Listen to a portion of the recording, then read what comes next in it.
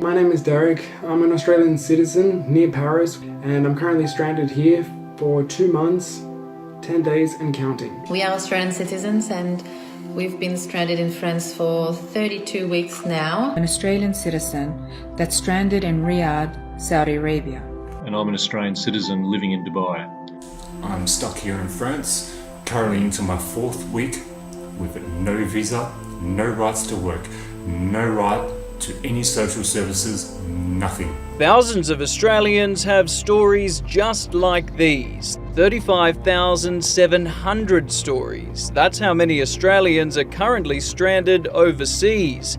At least the ones who've officially registered with the government. Some campaigners say it's closer to 100,000, and the number of those who are deemed to be vulnerable has doubled in a month to 8,500.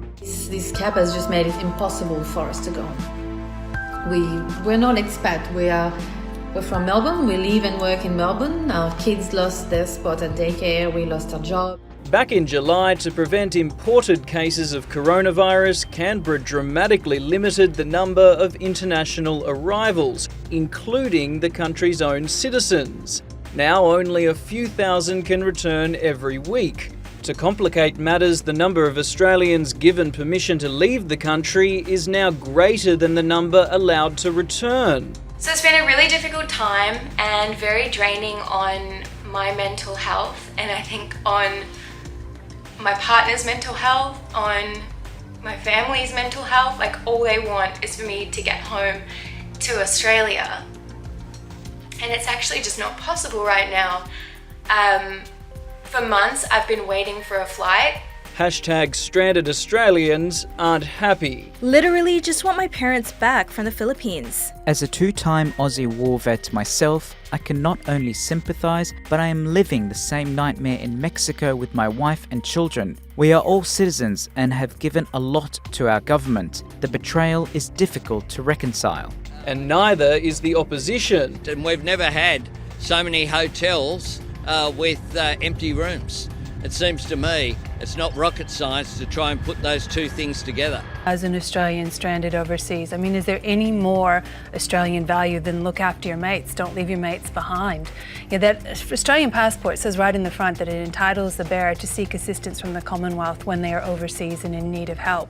You know, with all due respect, Michael, there's a lot more that could be done here. Yes, there's a weekly cap of 4,000, but it's not at capacity. It hasn't been at capacity. Australia is currently only allowing about 5,500 Australians to come home every week. Everyone has to pay more than $2,000 to quarantine in a hotel.